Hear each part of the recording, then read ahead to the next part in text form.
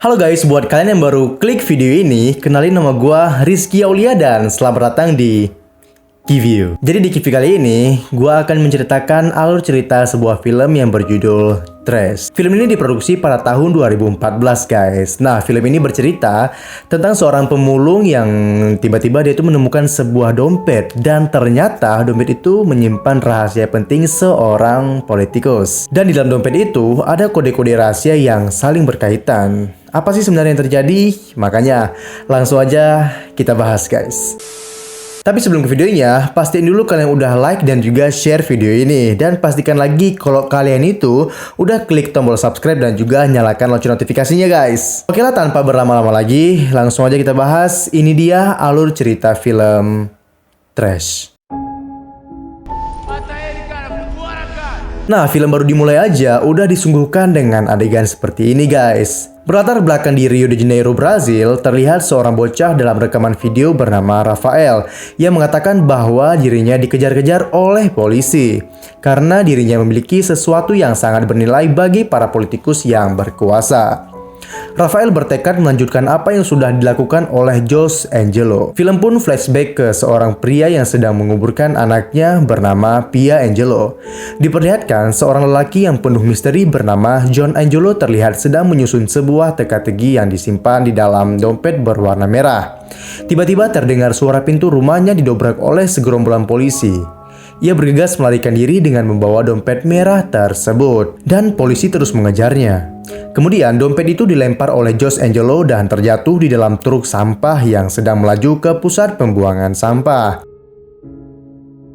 Di pusat pembuangan sampah, terlihat seorang anak berusia 14 tahun sedang memunguti sampah.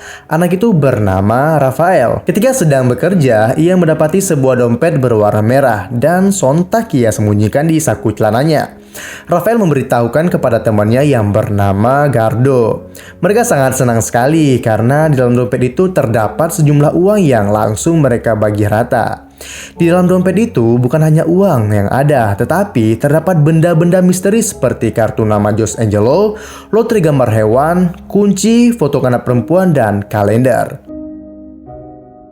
Sementara di tempat lain, Jose Angelo disiksa oleh polisi bernama Frederico yang dibayar oleh Santos, yaitu seorang politikus yang berpengaruh di kotanya.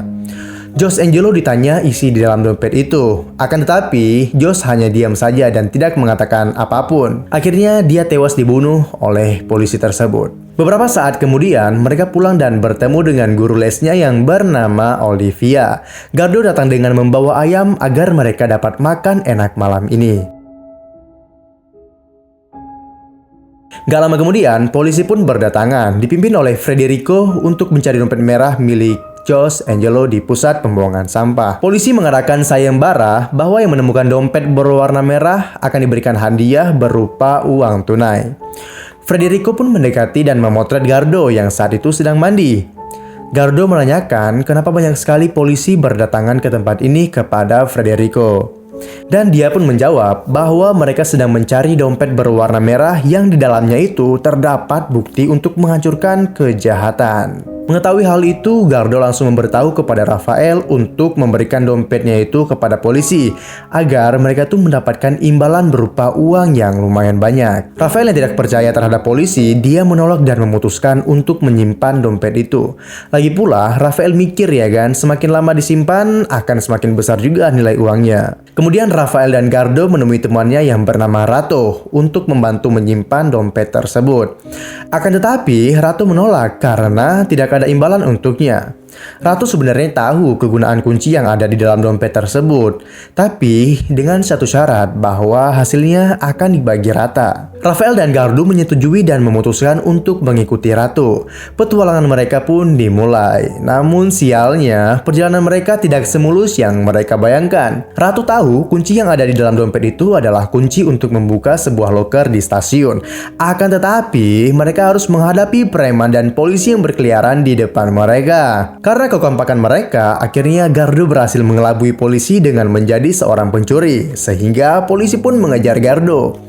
Sementara Rafael dan Ratu berhasil membuka loker dan menemukan sebuah amplop surat. Setelah itu pun mereka kabur dan bertemu kembali di dalam kereta. Amplop surat itu berisikan surat yang mengatakan, "Antarkan aku ke narapidana Joe Clemente di penjara Colva." Mereka juga menemukan foto Jose Angelo dan juga anaknya. Di balik foto itu terdapat kode-kode rahasia.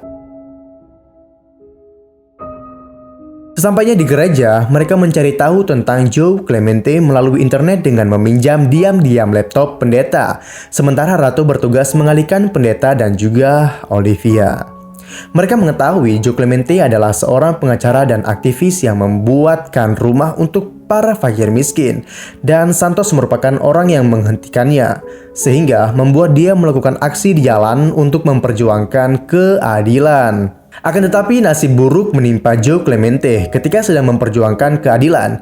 Dia malah dijobloskan ke penjara oleh Santos. Kemudian Rafael pun mencentaknya dan mereka akhirnya kabur.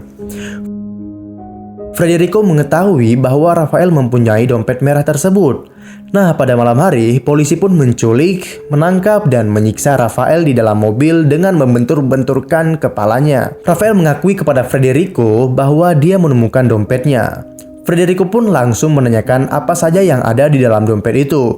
Tapi Rafael hanya diam dan menolak untuk memberikan dompet tersebut. Frederico menyuruh anak buahnya untuk menembak kepala Rafael. Tetapi mereka tidak bisa melakukannya karena mereka anggap ini pekerjaan yang sangat kotor yang seharusnya dilakukan sendiri oleh Santos. Polisi pun tidak tega untuk membunuh Rafael dan mereka pun membiarkannya hidup.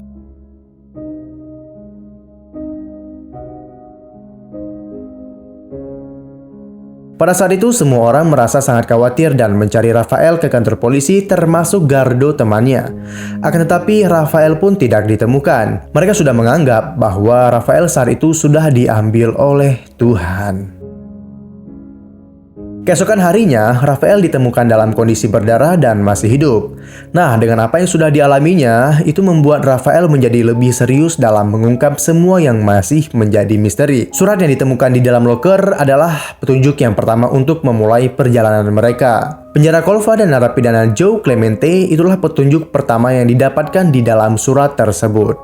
Ketiga bocah itu membuat rencana yang harus melibatkan Olivia, sehingga mereka bisa menemui Joe Clemente. Gardo meyakinkan Olivia bahwa dia harus membantunya untuk menemui kakeknya yaitu Joe Clemente, yang merupakan seorang pengacara untuk membantu Rafael dalam mengadili polisi. Dan Olivia akhirnya bersedia membantu mereka. Sementara mereka menyusun rencana lain untuk mencari tahu tentang Santos. Ratu mengetahui Santos yang merupakan seorang politikus yang korupsi yang akan menjadi wali kota dan tinggal di pesisir pantai. Keesokan harinya, Gardo dan Olive menemui Joe Clemente dengan menyuap penjaga tahanan ataupun sipir penjara. Olive tampak kesal karena dia telah dibohongi karena Gardo bukanlah cucu dari Joe Clemente. Gardo memberitahu maksud dia menemui Joe Clemente yaitu untuk memberitahu isi surat yang ditulis oleh Jose Angelo. Ia mengatakan perubahan akan datang dan akan ada generasi yang meneruskan perjuangan keadilan untuk mengeluarkannya dari penjara. Clemente pun menangis setelah dia mengetahui isi surat yang ditulis oleh Jose Angelo. Sementara Rafael dan Ratu pergi untuk mencari tentang Santos di pesisir pantai. Mereka menyelinap ke rumah Santos, akan tetapi sialnya mereka ketahuan oleh penjaga rumahnya. Sepanjang jalan mereka memancing penjaga rumahnya untuk bercerita tentang Jose Angelo. Mereka mendapati bahwa dia merupakan salah satu kepercayaan dari Santos. Akan tetapi, Jose berkhianat kepada Santos. Dia secara diam-diam mengambil buku catatan korupsi Santos dan uang di dalam sebuah ruangan. Setelah mengambilnya, Jose Angelo pun kabur dan menghilang. Demi keadilan rakyat, Jose Angelo ingin mengungkap kasus korupsi yang dilakukan oleh Santos dengan membawa bukti-bukti itu dan mengeluarkan Joe Clemente dari penjara. Clemente mengatakan bahwa untuk memecahkan kode dari Jose Angelo terdapat di sebuah Alkitab dan mereka harus mempunyai kitab tersebut. Akan tetapi, semua barang miliknya itu sudah ditahan oleh sipir penjara. Sipir ini meminta 1.000 real untuk mendapatkan kitab itu kembali. Nah, mereka pun bingung nih harus mendapatkan uang dari mana lagi. Lalu Olive memiliki ide untuk mereka bertiga dan menceritakan semua kejadian ini dari awal. I don't like police. Nah, saking marahnya, Santos memerintahkan Frederico untuk menghancurkan kediaman mereka. Lalu, ini yang terjadi. Mereka bertiga akhirnya berhasil kabur. Frederico mengatakan kepada Olive bahwa tindakannya menyuap sipir dan memasukkan anak kecil ke penjara adalah pelanggaran hukum. Olivia pun ditangkap dan tempat tinggal para pemulung ini dibakar habis.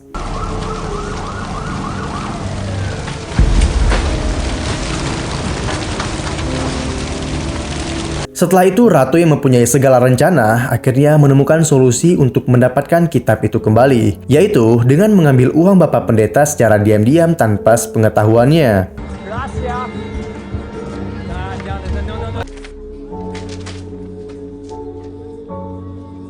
Mereka bertiga mulai menjalankan aksinya demi mendapatkan kitab itu. Setelah usaha yang mereka lakukan, kitab itu pun jatuh di tangan mereka. Polisi pun mulai mengejar-ngejar mereka. Gardo pun merasa kesal kepada Rafael dan Ratu karena dianggap tidak becus dalam menghindari polisi.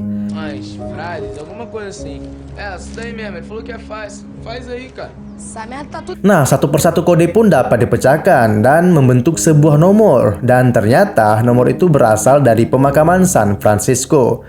Saat kode telah selesai dipecahkan, polisi mulai berdatangan. Sialnya, Frederico mengetahui kode yang dimaksud oleh Rafael dan juga Ratu. Dan dia pun langsung bergegas pergi menuju pemakaman untuk bertemu 3 anak tersebut. Dari pertolongan menghadapi kematian, Rafael, Gardo, dan Ratu berusaha berlari dari petugas yang mengejar mereka. Mereka pun dibantu oleh para geng motor. Sesampainya di pemakaman, mereka mencari pemakaman yang dimaksud oleh Jose Angelo. Pia Angelo adalah nama pemakaman yang ditemukan oleh Rafael berdasarkan petunjuk yang ditulis oleh Jose Angelo. Rafael terkejut karena dia bertemu dengan Pia Angelo yang merupakan anak perempuan dari Jose Angelo yang sedang bersembunyi di sekitar makam. Dan dia sedang menunggu ayahnya datang untuk menjemputnya. Tapi Frederico pun berhasil menemukan Rafael dan teman-temannya. Dia pun ingin mengambil bukti-bukti tersebut. Karena Rafael mengetahui Pia Angelo masih hidup, mereka pun mencoba menggali makam untuk mencari tahu apa yang ada di dalam makam tersebut. Mereka pun terkejut setelah mengetahui isi di dalam makam. Ternyata terdapat uang dalam jumlah yang sangat banyak dan satu buah buku yang dicari-cari oleh Frederico. Buku itu merupakan catatan korupsi dari politikus Santos dan bawahannya yaitu Frederico. Suasana sangat terasa menegangkan. Pia Angelo pun membantu ketiga temannya menghadapi Frederico. Dan akhirnya, keempat anak itu berhasil kabur dari Frederico. Dan mereka membawa uang serta buku catatan korupsi Santos. Mereka kembali ke rumah dan mengembalikan uang Bapak Pendeta yang telah diambil oleh Ratu untuk mendapatkan kitab. Dan juga mereka membagikan kepada seluruh rakyat di lingkungannya.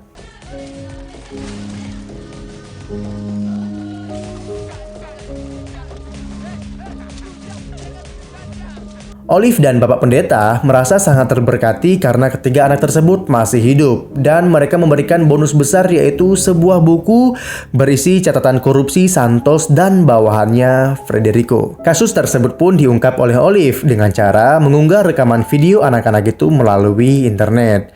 Dunia politikus pun tampak berantakan. Rakyat merasa sangat senang karena keadilan berhasil diungkap.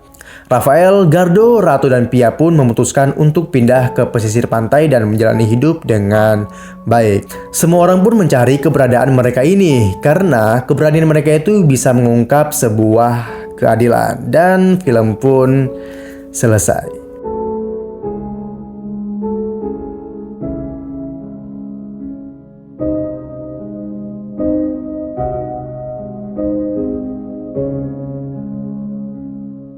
Nah guys, itulah alur cerita dari film Trash. Gimana nih menurut kalian tentang film Trash tersebut? Coba langsung aja kalian komen di bawah. Kalau kalian suka sama video ini, jangan lupa kalian klik tombol like dan share video ini. Dan jangan lupa klik tombol subscribe dan juga nyalakan lonceng notifikasinya guys. Sekian dulu, gua Rizky Aulia. Sampai jumpa di kivi-kivi lainnya. Bye-bye.